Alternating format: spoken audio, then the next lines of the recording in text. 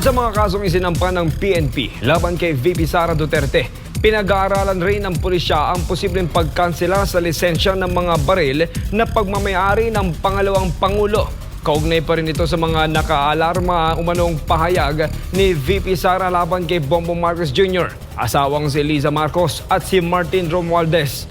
Tila ayaw pa rin tumigil ng Philippine National Police sa paghahabol ng asunto laban kay Vice President Sara Duterte. Sa pulong balitaan sa Campo Crame, kinumpirma ni PNP spokesperson Police Brigadier General Jean Fajardo na sinisilip na rin ngayon ng PNP ang mga pagmamayaring baril ng Vice Presidente kung may kaukulang dokumento ang mga ito gaya ng lisensya at rehistro.